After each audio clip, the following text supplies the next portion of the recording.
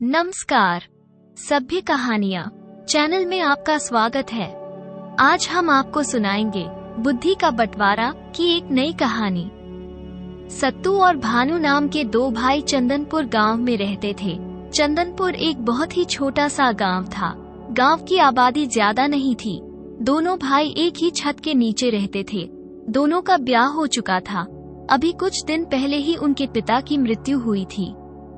जब तक पिता जिंदा थे तब तक तो सारा परिवार मिलजुल कर रहता था, परंतु जैसे ही पिता की मृत्यु हुई, बड़े भाई सत्तू और उसकी पत्नी के रंग बदलने लगे। बड़ा भाई कुछ तेज तर्रार किस्म का आदमी था। वो बात बात पर अपने बड़े होने का फायदा उठाने लगा। छोटा भाई भानु बहुत ही सीधा साधा सा लड़का था और उसकी पत्नी भी बहुत ही सरल स्वभाव की थी। इधर बड़े भाई की टोकाटाकी चलने लगी और दूसरी तरफ दोनों भाइयों की पत्नियों में भी तू मैं होती रहती। कुछ दिनों में तो हालत ये हो गई कि दोनों भाइयों ने अपनी अपनी रसोइयां अलग अलग कर ली। इसके बावजूद भी घर में अशांति बनी ही रहती। आखिरकार दोनों भाइयों ने यह फैसला किया कि उन्हें अलग अलग हो जाना चाहिए। इसी में सबकी भलाई है। साथ में ये भी तय कर लिया गया कि जमीन, मकान और सामान सबका बराबर बराबर बंटवारा कर लिया जाए। बड़े भाई सत्तू ने कहा, छोटे, मुझे लगता है कि बंटवारा सही से हो। इसके लिए हमें गांव के मुखिया से मिलना चाहिए। वो ही हम दोनों का सही फैसला कर सकते हैं, जिससे कि कल को कोई परेशानी ना हो। भानु बोला, भैया आप बिल्कुल ठीक बात कर रहे हैं। तो ठीक है, मैं कल दोपहर को मुखिया जी को घर पर बुला लाता हूँ। पूरे परिवार के सामने ही सारा बंटवारा किया जाएगा। भानु और उसकी पत्नी को भी यह बात जच गई। अगले दिन सत्तू सुबह ही घर से निकला और दोपहर तक मुखिया जी को लेकर वापस लौट आया। तब मुखिया ने कहा, भाई तुम दोनों अपनी अपनी पत्नियों को बुला लो। सबके सामने ही बंटवारा हो तो ठीक रहे, ताकि कल को कोई ऊंच नीच ना हो। दोनों भाइयों ने अपनी अपनी पत्नियों को बुला लिया। मुखिया जी ने बंटवारा शुरू किया। जमीन तुम दोनों में आधी आधी बांट दी जाएगी। 5 बीघा सत्तू के और 5 बीघा भानु के। मकान भी बहुत बड़ा है, इसके भी 2 हिस्से कर दिए जाएंगे और बाकी का सामान तुम लोगों में आधा आधा बांट दिया जाएगा। तभी सत्तू बोला, जी हमारे पास भैंस है जो एक ही है, आंगन में अमरूद का पेड़ है वो भी एक ही है, और एक कंबल है।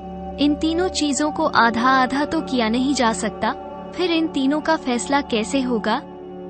मुखिया ने कहा, इसका भी समाधान अभी किए देते हैं। भैंस का सिर छोटे भाई भानु का और धड़ सत्तू का होगा। अमरूद के पेड़ की जड़ छोटे भाई की और ऊपर का हिस्सा सत्तू का होगा। इसी तरह कंबल दिन के समय भानु के पास रहेगा और रात के समय सत्तू के पास रहेगा। ये सुनकर छोटा भाई हैरान रह गया कि ये किस तरह का बंटवारा है जिसमें इन तीनों चीजों का फायदा सिर्फ बड़े भाई को ही मिलेगा।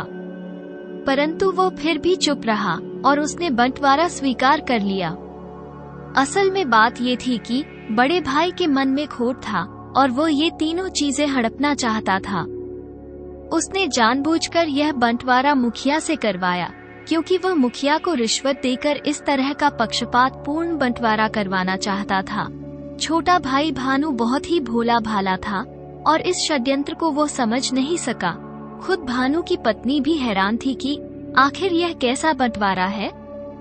बंटवारा होने के तुरंत बाद दोनों भाइयों ने घर का अपना अपना हिस्सा संभाल लिया। अगली सुबह भानु ने जल्दी उठकर भैंस को चारा खिलाया, अमरूद के पेड़ को पानी दिया। जब भैंस का दूध निकालने का समय हुआ तो तुरंत सत्तू वहां पर पहुंच गया और बोला, तुम दूर हटो, भैंस के धड़ पर सिर्फ मेरा अधिकार है, इसीलिए ये दूध सिर्फ मुझे मिलेगा। जब भानु अमरूद के पेड़ के पास फल तोड़ने लगा तो सत्तू की पत्नी चिल्लाते हुए आई, देवर जी पेड़ का ऊपर का हिस्सा सिर्फ हमारा है, इसीलिए ये फल आप नहीं तोड़ सकते। शाम का समय हुआ तो बड़ा भाई कंबल लेकर चला गया कि कंबल रात के समय उसी के पास रहेगा। यही तो बंटवारे की शर्तें थी। रात को भानु की पत्नी ने कहा, सुनो जी, आपके बड़े भाई ने आपके साथ छल किया है। आप बड़े ही भोले भाले हैं, परंतु आपका भाई एक नंबर का शातिर है। तुम ठीक कह रही हो, मैं ही मूर्ख था जो भैया का ये षड्यंत्र नहीं समझ सका। आप चिंता ना करें, एक ही दिन में ये सारा मामला ठीक हो जाएगा। बस कल आप वही करना जो मैं आपसे कहूँगी। आपका भाई कितना भी शातिर हो, वो जमीन का बंटवारा तो कर सकता है, परंतु मेरी बुद्धि का बंटवारा नहीं कर सकता। अगली सुबह भानु रोज की तरह उठकर भैंस को चारा खिलाता है, फिर अमरूद के पेड़ को सींचता है।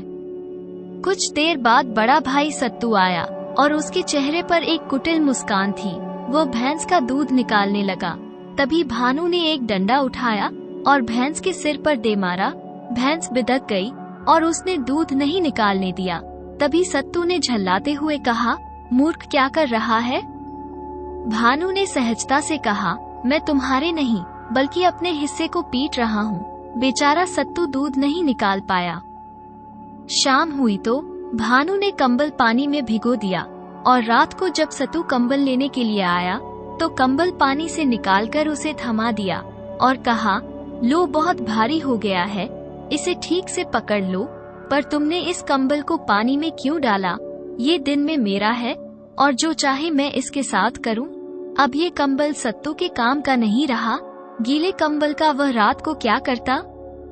सत्तू मन ही मन में भानु को बुरा भला कहता हुआ वापस लौट गया। सत्तू की पत्नी ने कहा, यह आपके भाई को क्या हो गया है? इस मूर्ख को इतनी बुद्धि कैसे आ गई? क्या मालूम कौन उसे ये पट्टी पढ़ा रहा है? कल सुबह देखते हैं क्या माजरा है। अगली सुबह आंगन से ठक ठक की आवाज आने लगी तो सत्तू और उसकी पत्नी की नींद खुल गई। वो दोनों बाहर निकले तो देखा भानु कुल्हाड़ी लेकर अमरूद के पेड़ की जड़ काट रहा था। सत्तू दौड़ा दौड़ा गया और बोला, बस कर भाई, अब तू अमरूद क्यों काट रहा है? अमरूद की जड़ तो मेरी है ना, तो मैं इसे पानी से सींचूं या कुल्हाड़ी से काटूं, मेरी मर्जी। तब सत्तू ने कहा, आखिर तू ये क्यों कर रहा है? भानु ने कहा, मैं तो बस एक सही बंटवारा चाहता हूँ जो बिना किसी पक्षपात के हो, वैसा नहीं जैसा तुमने बेईमान मुखिया को रिश्वत देकर करवाया था। ठीक है, हम एक निष्पक्ष बंटवारा करवा लेते हैं। फिर गांव के बड़े बुजुर्गों को बुलाया गया। फिर यह फैसला हुआ कि कंबल और भैंस 24 घंटे तक एक भाई के पास रहेंगी और अगले 24 घंटे तक दूसरे भाई के पास रहेंगी।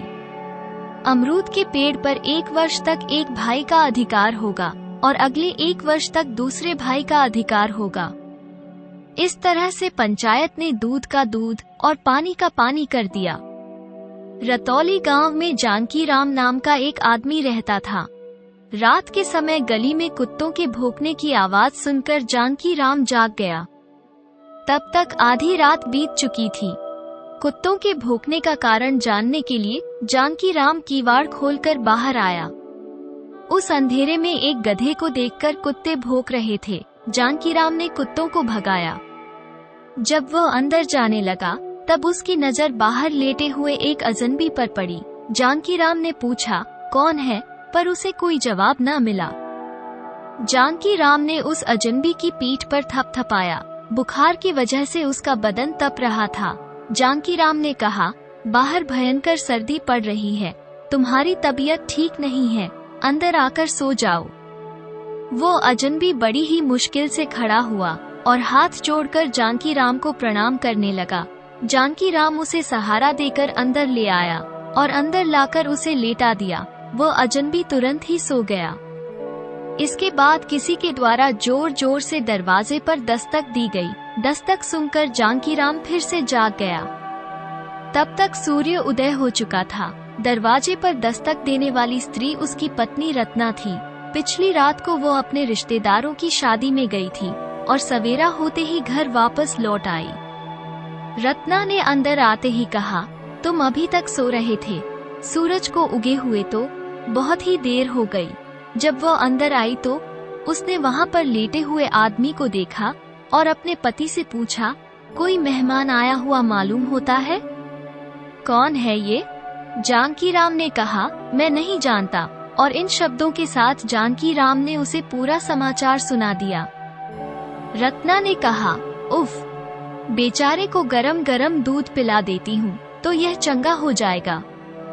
तुम उसे जगाकर हाथ मुंह धोने के लिए कह दो। ये कहकर रत्ना रसोई घर में चली गई। जानकी राम ने अजनबी को जगाने के लिए उसके बदन पर हाथ रखा, मगर वह चौंक पड़ा।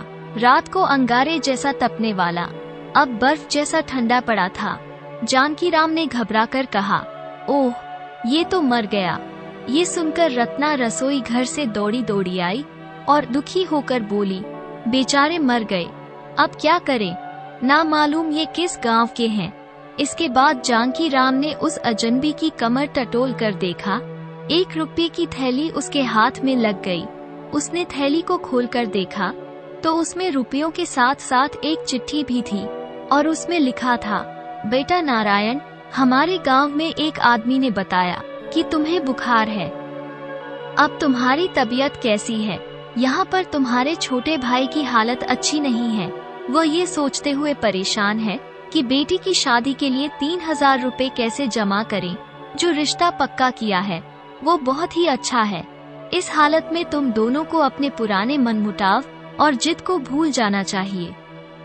राधा की शादी के लिए तुम्हें मदद करनी चाहिए, इसलिए ये चिट्ठी पाते ही यदि तुम्हारी तबीयत अच्छी हो तो रुपए लेकर जल्दी चले आओ। इधर हमने भी मकान बदल लिया है, मकान का पता नीचे लिख रही हूँ। तुम इस खत को अपने साथ लेकर आओगे तो घर का पता आसान से लगा सकते हो। चिट्ठी पढ़ने पर जानकी राम को सारी बात मालूम हुई कि मरने वाला आदमी नारायण था और उसकी माँ ने उसे ये चिट्ठी लिखी थी। जानकी राम ने अपनी पत्नी से कहा, बेचारा अपनी भतीजी की शादी के वास्ते रुपए लेकर चल पड़ा था और रास्ते में ही मर गया। अच्छा हुआ कि इसने ये चिट्ठी अपने साथ रख ली। हमें कम से कम इसके छोटे भाई के मकान का पता तो लग ही जाएगा। जानकी राम ने किराए की गाड़ी मंगवाई और नारायण के छोटे भाई के गांव चल पड़ा। मकान का पता लगाने में उसे कोई दिक्कत ना हुई, मगर घर में कदम रखते ही भीतर से आने वाली आवाजें सुनकर वो दरवाजे पर ही रुक गया। घर के अंदर से शायद छोटे भाई की आवाज आ रही थी। उसने कहा, माँ, रुपए नहीं मिले तो मैं वर के पिता को क्या समझाऊंगा? शायद वो रिश्ता कहीं दूसरी जगह कर लेंगे। सामने बैठी औरत ने कहा, बेटा, ये तुम क्या कहते हो? ये रिश्ता तो बहुत ही अच्छा है। रुपयों के ना मिलने के कारण इस रिश्ते को तोड़ना ठीक नहीं है। मैंने तुम्हारे भाई को रुपयों के लिए चिट्ठी लिख दी है, वो जरूर ही वक्त पर पहुंच जाएगा। ये कहते हुए माँ ने उसे समझाया। छोटा भाई फिर से बोला, माँ, तुमने मुझसे पूछे बिना ही बड़े भाई को चिट्ठी क्यों लिखी? भाई के रुपयों को मैं हाथ भी नहीं लगाऊंगा। उस धन से मैं अपनी बेटी की शादी नहीं करूंगा। तब माँ ने भर्राए हुए स्वर में कहा, अरे बेटा, छोटी सी बात को लेकर तुम दोनों भाइयों के बीच जो मनमुटाव हो गया है, उसकी वजह से तुम दोनों एक दूसरे का चेहरा तक नहीं देखते हो। मैंने सोचा था कि कम से कम राधा की शादी के बहाने ही तुम दोनों फिर से एक हो जाओगे। इतने में जानकी राम ने दरवाजे पर दस्तक देकर पूछा, क्या नारायण के छोटे भाई का मकान यही है? भीतर से 40 साल का एक आदमी दरवाजा खोलकर आश्चर्य में आ गया और बोला, आप कौन हैं? अंदर आ जाइए।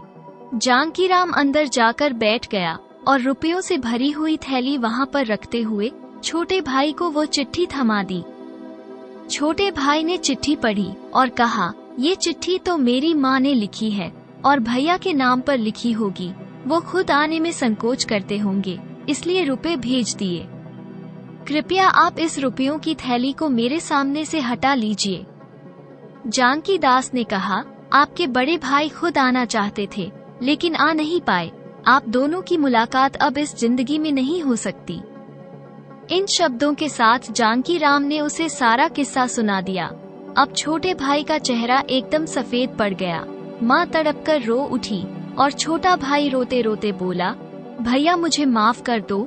उसे रोते हुए देखकर भी थोड़ी सी भी सहानुभूति दिखाए बिना जानकी राम बोला, जिंदा आदमी की कीमत लगाना मुश्किल है।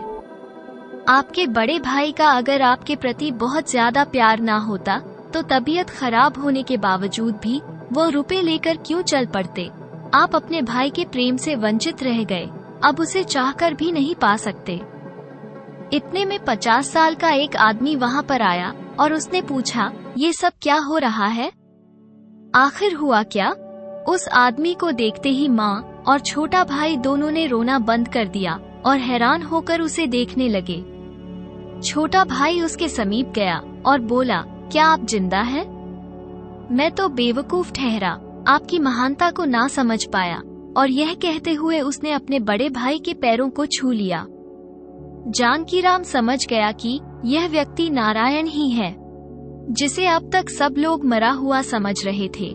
सारा समाचार जानकर नारायण ने हंसते हुए कहा, मैं रुपयों की थैली लेकर परसों ही घर से निकल पड़ा था और राधा के वास्ते रेशमी साड़ी खरीदने के लिए मैं शहर के एक दुकान में गया। वहाँ पर एक बूढ़ा भीख मांगते मांगते मेरे पीछे पड़ गया। उस पर मुझे दया आ गई और मैंने रुपयों की थैली में से 1 रुपया निकालकर उसे दे दिया। इसके बाद मैं दुकान में पहुंचकर साड़ियां देखने लगा, पर वो बूढ़ा आदमी मेरे पीछे ही लगा हुआ था, इसलिए मुझे उस पर संदेह हुआ। मैंने साड़ियां खरीद ली और रुपयों की थैली निकालने को हुआ, तभी देखता हूँ कि थैली गायब थी। इसके बाद मैं सीधे घर पर पहुँचा और फिर से रुपए लेकर तुम्हारे घर के लिए चल पड़ा। जानकीराम के घर में जो आदमी मर गया वो शायद वही चोर होगा। ये कहते हुए नारायण ने जानकीराम को समझाया। माँ ने खुश होते हुए कहा, अच्छा हुआ उस चोर ने मरकर हम लोगों का भला किया। उसकी वजह से तुम दोनों भाई एक बार फिर से एक हो गए। तब जानकीराम ने कहा कि माँ जी, उस चोर की वजह से नहीं, बल्कि आपकी लिखी हुई चिट्ठी का ही यह कमाल है। इधर नारायण और उसके भाई ने जानकीराम का धन्यवाद किया कि उसने चोरी किए हुए रुपयों की थैली को उन तक वापस पहुंचा दिया और साथ ही जानकीराम को शादी का निमंत्रण भी दिया। इसके बाद जानकीराम वापस अपने घर पहुंचा और उसने उस चोर का दाह संस्कार करवाया। अब जानकीराम के मन में ये संतुष्टि थी कि उसने आज कई सारे पुण्य के काम किए, जैसे चोरी की हुई रुपयों की थैली को वापस सही जगह पर पहुंचाया और उस चोर का दाह संस्कार भी किया और उसे नारायण के रूप में एक अच्छा मित्र भी मिल गया। दोस्तों, अगर आपको हमारी यह कहानी पसंद आई हो तो प्लीज हमारे चैनल को सब्सक्राइब करें, वीडियो को लाइक करें और शेयर करें। कहानी को अंत तक सुनने के लिए आपका धन्यवाद।